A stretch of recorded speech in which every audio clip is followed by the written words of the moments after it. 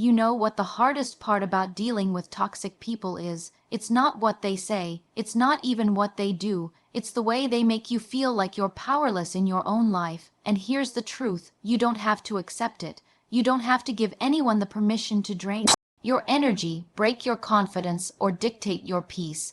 I've spent years understanding human behavior, studying the tactics of manipulation, control, and intimidation.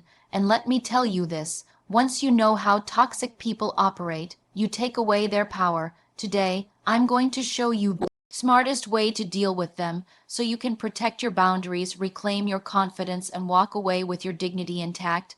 When it comes to dealing with toxic people, the very first step you need to master is setting boundaries like your life depends on it.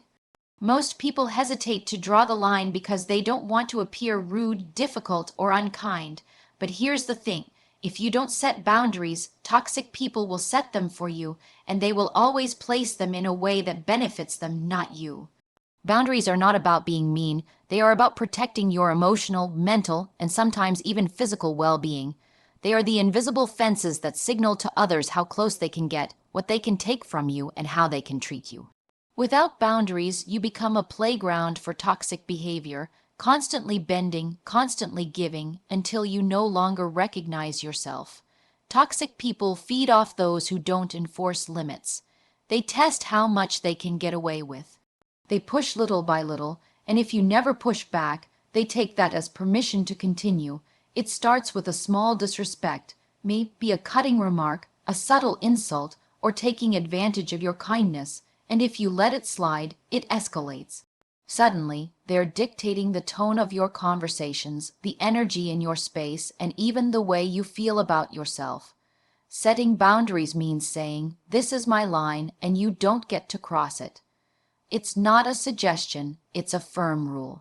Many people think boundaries are just words, but they are also actions.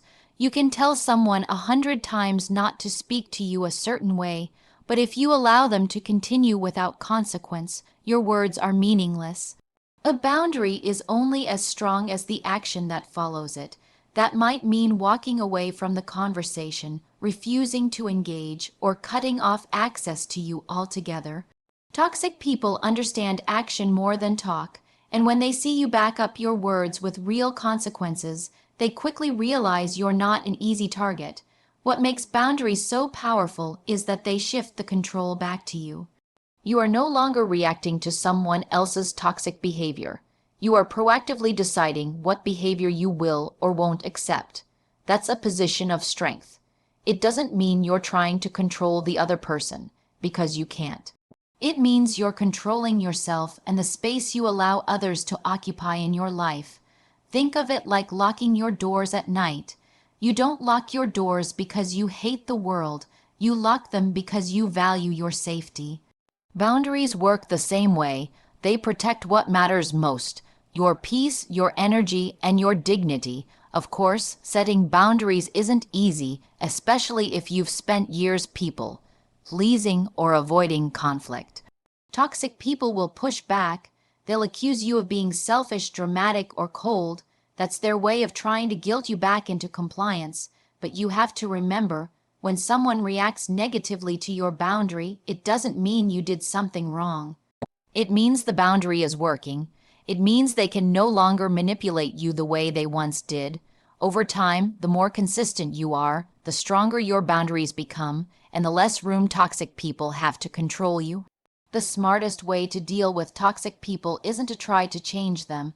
It's to change the access they have to you. Boundaries do exactly that. They put you in the driver's seat. They protect you from manipulation and emotional drain. They remind you that you don't have to tolerate behavior that diminishes you, no matter who it comes from.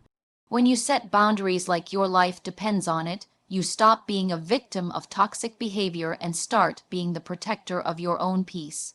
When you're dealing with toxic people, one of the biggest traps you can fall into is matching their energy.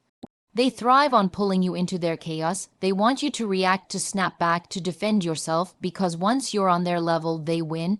Toxic people are experts at emotional baiting. They know exactly which words to use, which tone to strike, and which buttons to press to provoke a reaction out of you.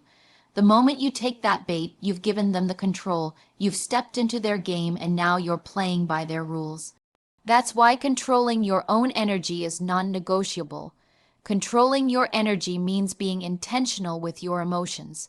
It means choosing not to mirror their anger, their hostility, or their passive-aggressive digs.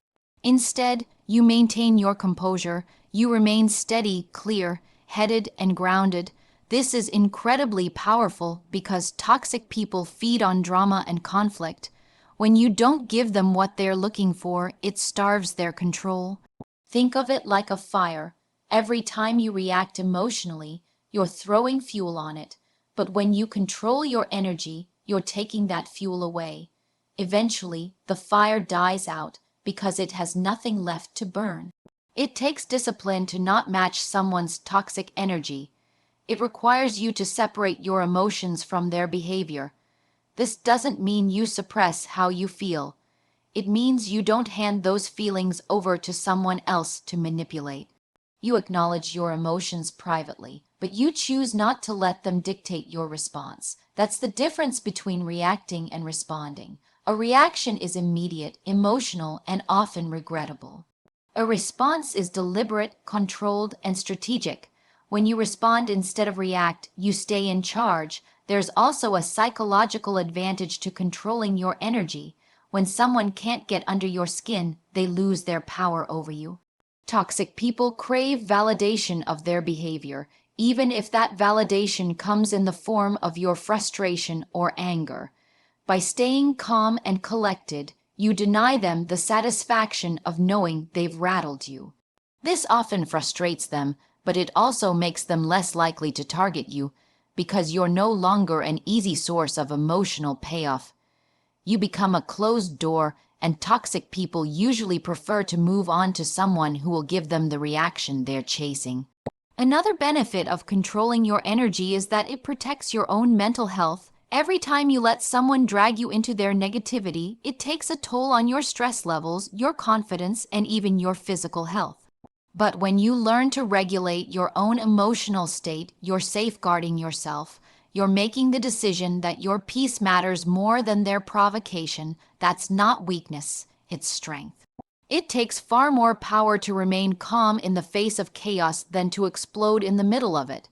This approach doesn't mean you tolerate abuse or disrespect.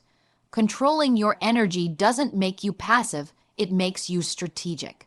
You can still enforce boundaries, walk away, or take decisive action, but you do it without letting your emotions spiral out of control. That way, every move you make is from a place of power, not from a place of being triggered. It's the difference between being a chess player and being a pawn. You're thinking several steps ahead instead of being pushed around by every move they make. The smartest way to deal with toxic people is not to shout them out, argue them, or manipulate them. It's to rise above their energy and refuse to play on their level. When you control your energy, you maintain clarity, dignity, and power. You set the tone, not them. You decide how the interaction unfolds, and most importantly, you protect your peace from being hijacked by someone who doesn't deserve that much power over your life. Detaching emotionally from toxic people is one of the hardest yet most effective skills you can master. Toxic individuals thrive on emotional entanglement. They know if they can make you angry, hurt, guilty, or defensive, they can control you. They want to see you emotionally invested because the more tangled up you are, the easier it is for them to manipulate the situation. That's why staying strategic requires you to detach from the emotional chaos they bring and instead focus on the bigger picture of how you want to handle the interaction. Detachment doesn't mean you don't care or that you're cold. It means you refuse to let someone else's behavior dictate your inner state. It's the ability to step back and see the situation for what it is without being consumed by it. Think of it like watching a storm through a window. You see the chaos, you hear the thunder, but you're safe inside. That's what emotional detachment feels like when you're dealing with a toxic person. You observe their behavior, but you don't let it pull you into the storm. When you detach emotionally, you stop personalizing their behavior. This is crucial because toxic people often want you to think their attacks are about you. They'll use insults, guilt trips, or passive, aggressive remarks to make you feel responsible for their actions or emotions. But their behavior says far more about them than it does about you. Once you recognize that, you stop internalizing their negativity. You see their tactics for what they are: tools of manipulation, not reflections of your worth. Detachment also allows you to stay strategic. When you're not caught up in your feelings, you can think clearly and make better decisions. You can analyze the situation logically and ask yourself, what is the smartest way to handle this? Do I engage? Do I walk away? Do I enforce a boundary? Without emotional detachment, it's easy to react impulsively and give them exactly what they want: a piece of your energy, your peace, or your power. With detachment, you can choose a response that protects you and undermines their control. A big part of staying strategic is learning not to argue with toxic people. Arguments require emotional investment, and that's what they feed on. When you detach, you stop trying to convince them to see your perspective or to change their behavior, because you understand that's not your job and it rarely works. Instead, you focus on what you can control: your actions, your boundaries, and your mindset. That's where your real power lies. This kind of emotional detachment takes practice, especially if you've been conditioned to react to every jab or guilt trip. It starts with creating a pause between what they do and how you respond. That pause is where you remind yourself, I don't have to give them access to my emotions. I don't have to engage on their terms. Over time, the more you practice, the easier it becomes to maintain that sense of distance, no matter what tactics they use. The beauty of emotional detachment is that it gives you freedom. You're no longer chained to someone else's moods, manipulations, or attempts to control you. You can interact with toxic people without losing your center. You can be around them, recognize their behavior, and still walk away with your peace intact. That's when you know you've shifted from being reactive to being strategic. You've taken back the power that toxic people rely on the power to pull you into their game, and you've replaced it with your own authority over yourself.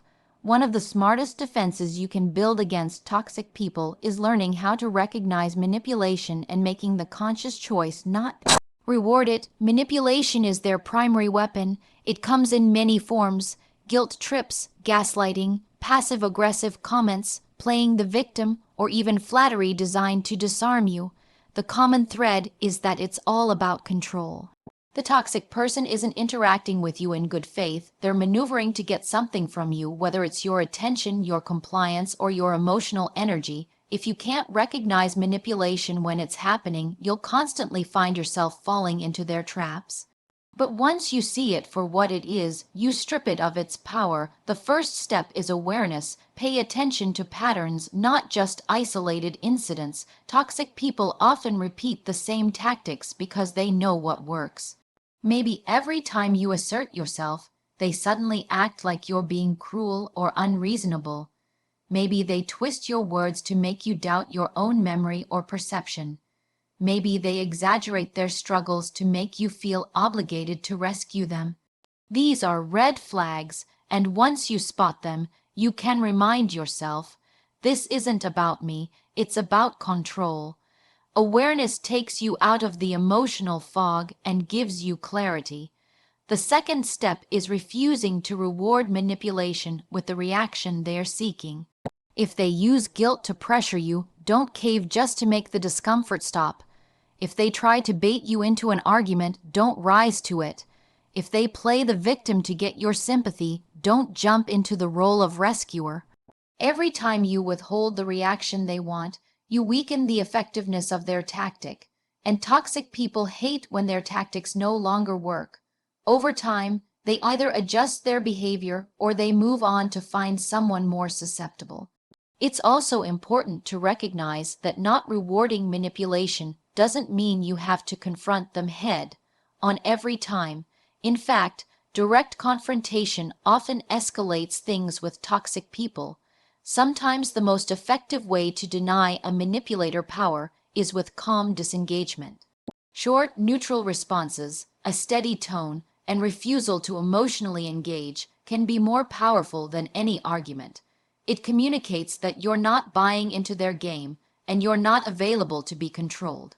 Another critical aspect is trusting yourself. Manipulation works best on people who doubt their own instincts. If you constantly second guess whether you're being too harsh or too sensitive, you make yourself vulnerable to being controlled. But when you learn to trust your gut, when you notice that feeling in your stomach that something isn't right, you give yourself permission to act on it without needing their validation. Toxic people will always try to convince you that you're wrong, unreasonable, or overreacting, but your intuition is often more accurate than their narrative. Choosing not to reward manipulation also reinforces your self-respect. Every time you resist being controlled, you send a message to yourself that your boundaries, feelings, and decisions matter. That builds confidence, and confidence is kryptonite to toxic people. They rely on you doubting yourself, bending under pressure, or giving in out of fear of conflict. When you stand firm, you reclaim control of the situation and protect your energy. Recognizing manipulation and refusing to reward it is not about playing games back or trying to manipulate the manipulator. It's about clarity, consistency, and strength. It's about seeing the tactic, naming it silently in your mind, and then choosing a response that denies it oxygen. This skill won't just help you with toxic people, it will serve you in every area of life, because manipulation can appear in subtle ways in friendships, workplaces, and even family. The more skilled you become at spotting it and shutting it down, the less likely you are to ever let someone else pull the strings in your life again. The final and often most liberating step in dealing with toxic people is choosing peace over engagement every single time. Toxic people are masters at pulling others into conflict, drama, and endless cycles of arguments that go nowhere. They thrive on drawing you into their chaos because it gives them attention, control, and validation. The temptation to defend yourself, to correct their lies, or to get the last word can feel overwhelming, but every time you engage, you're sacrificing your peace. The smartest way to win with toxic people is not to fight harder, but to stop playing altogether. Choosing peace doesn't mean you're weak, passive, or avoiding responsibility. In fact, it takes far more strength to walk away from a pointless battle than it does to stand there and argue. Peace is not about letting someone else win. It's about deciding that your mental clarity and emotional health are worth more than proving a point. When you engage, you may feel like you're standing up for yourself, but in reality, you're often feeding the very dynamic the toxic person craves. They don't care about truth or resolution. They care about keeping you entangled. By disengaging, you deny them that satisfaction. Peace comes from valuing yourself enough to protect your energy. Every time you argue with a toxic person, it drains you. It steals your time, your focus, and your sense of calm. But when you choose not to engage, you conserve that energy for the things and people that actually matter. Imagine how different your life feels when you stop pouring your strength into toxic interactions and start pouring it into growth, relationships, and opportunities that elevate you. That's the power of choosing peace. Of course, this doesn't mean ignoring toxic behavior altogether. It means you respond strategically without allowing yourself to be dragged into a fight. Sometimes peace looks like calmly stating your boundary and then refusing to revisit the topic. Sometimes peace looks like walking away mid-conversation because you recognize it's going nowhere. Sometimes peace means going completely no contact if the person refuses to respect your space. Each choice reinforces the truth that your well-being is more important than their need for control. When you make peace your priority, you also shift your perspective. You stop needing toxic people to acknowledge the truth, to admit their wrongs, or to validate your side of the story. That freedom is life-changing because toxic people rarely give you closure or fairness. Waiting for it only keeps you trapped. But when you choose peace, you create your own closure by stepping out of the cycle entirely. You no longer need them to change in order for you to move forward. You simply decide you're done being drained. Another powerful aspect of choosing peace is that it sets an example for others. People notice when you handle toxicity with calm strength rather than anger or reactivity. It inspires respect and shows that you don't have to compromise your dignity to protect yourself. It teaches your friends, your family, and even your children that the most powerful response is sometimes no response at all. You demonstrate that self-control and peace are not signs of weakness, but of wisdom. Ultimately, choosing peace over engagement is about reclaiming control of your life. Toxic people may try to provoke you, but you decide whether or not you respond. You decide whether or not you give them space in your mind and heart. And the moment you consistently choose peace, you're no longer at the mercy of their chaos. You're no longer reacting to their games. You're living on your own terms, protecting your own serenity, and proving that the smartest way to deal with toxic people isn't to fight them, but to rise above them.